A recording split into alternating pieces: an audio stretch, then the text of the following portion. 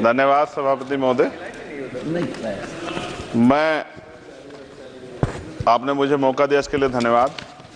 मैं अपने व्यक्तिगत जीवन में, मेरे आज भी याद है, मेरी माँ ने एक बार मुझसे कहा कि मेरे मामा बहुत गौरवशाली हैं कि उनकी बिटिया ने उनको प्लेन का सफ़र करा दिया। क्योंकि हम गांव से आते हैं, किसान परिवार से हैं, तो हर चीज़ की हमारे लिए अहमियत है।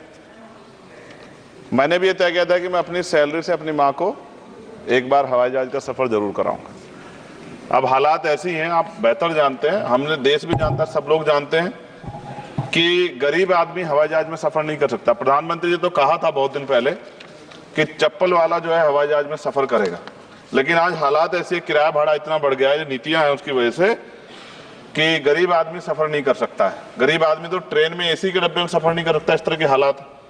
तो मेरी मंत्री जी से मांग है कि कोई व्यवस्था ऐसी की जाए कि जो करोड़ों महिलाएं देश की हैं, करोड़ों परिवार ऐसे जिन्होंने सपना ही देखा हवाई जहाज को जाते, उनको भी एक बार मौका मिले कि हवाई जहाज का सफ़र कर लें। तो अगर किराया सस्ता होगा तो शायद वो प्रयास कर सकते हैं, उनके बच्चे प्रयास कर सकते हैं।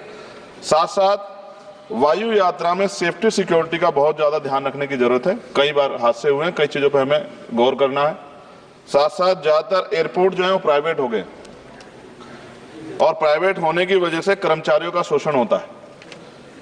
कर्मचारियों की, क्योंकि हमारे यहाँ बेरोजगारी बहुत है, तो कर्मचारियों को वहाँ काम करने में जो सैलरी मिलती है उसमें एक बार का टिकट भी नहीं आता कई जगह पे। तो मेरी आपसे ये आग्रह है कि जिन लोगों जो प्राइवेट हो गए वहाँ भी सैलरी कम से कम न्यूनतम वेतन इतना होना चाहिए 20,000 रुपये, कि वो अपने परिवार का भी और सफ़र भी वो कभी कर ले, ऐसा मौका भी उन्हें मिलना चाहिए। साथ साथ प्राइवेट होने की वजह से SC ST OBC के बच्चों को जो नौकरी मिल जाती थी वो भी जीरो होगी। तो मेरी आपसे आग्रह है कि अगर प्राइवेट भी हो गया तो उनसे भी कहा जाए कि कमजोर वर्गों के लोग बच्चों को मौका दिया जाए। साथ साथ नगीना में जहाँ जिन्होंने मुझे चुन के भेजा, मैं उनका धन्यवाद करता हूँ उस क्षेत्र का, वहाँ एयरपोर्ट नहीं, और लंबे समय से उनकी ये मांग, वहाँ पायलट ट्रेनिंग स्कूल भी नहीं है, एरोस्टेट ट्रेनिंग स्कूल भी वहाँ खोलना चाहिए, क्योंकि ग्रामीण क्षेत्रों की प्रतिभाओं को नकारना नहीं चाहिए। साथ साथ मेरा जिला जो है सहारनपुर, वहाँ एयरपोर्ट पुराना है, वो डिफेंस का है सरसावा में, लेकिन वहाँ से पैसेंजर जो है यात्रा के लिए कोई सुविधा नहीं। और साथ साथ एक जगह है छुटमलपुर, क्रांतिकारी जगह है, जहाँ हम पैदा हुए, क्रांतिकारी जगह है ही वो सर। तो वहाँ पे भी हवाई पट्टी की जो है स्थापना जो है सरकार को करानी चाहिए। हमारे लोगों को, छुटमलपुर के लोगों को बहुत अच्छा लगे और फायदा भी होगा, बहुत सारा जो है आसान हो जाएगा जनता के लिए। और सुबह से हम प्रयास कर रहे हैं सर कि हमें बोलने का मौका दिया। यहाँ छोटी पार्टियों के लिए थोड़ी समस्या है और 2.5 घंटे इंतजार का मौका मिल रहा है।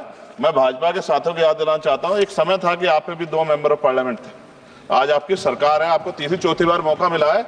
अगर हम लोग भी ज्ञान की कमी थोड़ी है किसी में, ऐसा तो रानी के पेट से ही राजा पैदा होता है या कोई माँ के पेट सीख के आता है। हम तो संघर्ष करके आए 15-15 साल, तो जब हमें मौका नहीं मिलेगा, अपनी बातें रख पाएंगे तो हमारी बात कैसे पहुंचेगी।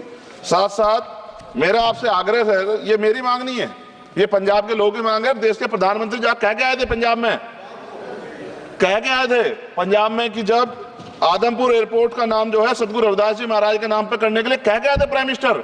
आप पता करा लो, ऑन रिकॉर्ड है, प्राइम मिनिस्टर ने अपनी स्पीच में कहा जब पंजाब गए कि हम इस जालंधर में जो एयरपोर्ट है आदमपुर में, कि हम उसका नाम सतगुरु रविदास जी महाराज के नाम पे करेंगे। लेकिन सर दावे और वादे हैं, कब तक ये खोखले वादे होते रहेंगे।